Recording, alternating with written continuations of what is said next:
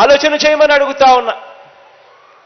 గతానికి ఇప్పటికీ మధ్య ఒక చిన్న తేడా కూడా ఇక్కడ చెబుతా.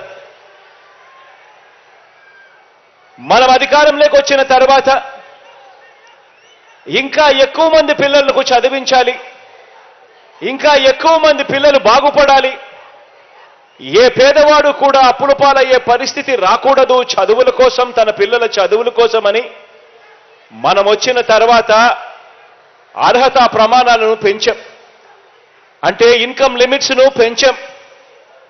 గతంలో 1,00,000 రూపాయలకు మాత్రమే పరిమితమైన ఇన్కమ్ లిమిట్ను ఎస్సీలకైతే 2 లక్షల దాకా పరిమితమై ఉన్న ఇన్కమ్ లిమిట్ను, మిగతా వాళ్ళకైతే 2 లక్షల దాకా, మిగతా వాళ్ళకైతే 1,00,000 దాకే పరిమితమై ఉన్న ఈ ఇన్కమ్ లిమిట్ను మనం వచ్చిన తర్వాత ఏకంగా 2.5 లక్షల దాకా పెంచి వీలైనంత ఎక్కువ మందిని కూడా తీసుకొచ్చే కార్యక్రమం చేస్తూ అక్షరాల అలా తీసుకువచ్చి ఈరోజు 93% మందికి ఈరోజు జగనన్న విద్యా దీవెన, జగనన్న వసతి దీవెన ద్వారా ఈరోజు మంచి చేయగలుగుతా ఉన్నాము అని చెప్పడానికి గర్వపడతా ఉన్నాం.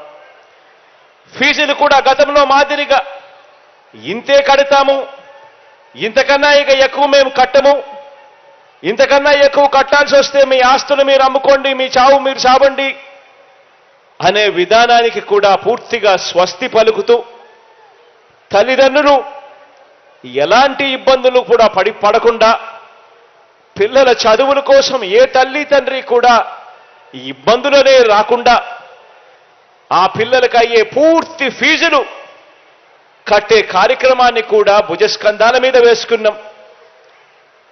పిల్లలు ఇబ్బంది పడకూడదు అని ఏ త్రైమాసికం అయిపోయిన వెంటనే, ఆ త్రైమాసికం అయిపోయిన వెంటనే ఆ పిల్లలందరికీ కూడా ఆ తల్లుల ఖాతాల్లోకి నేరుగా జమ చేస్తూ ఫీజులు ఇస్తూ ఆ తల్లుల చేతనే కాలేజీల్లో ఫీజులు కట్టించే ఒక గొప్ప సాంప్రదాయానికి కూడా నాంది పలికాం.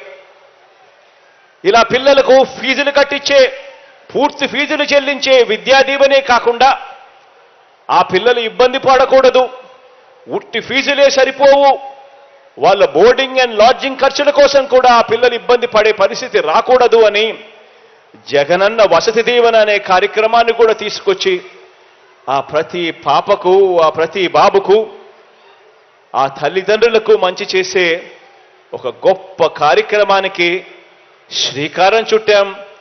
57 నెలలుగా ఈ కార్యక్రమాన్ని జరిగిస్తా ఉన్నాం.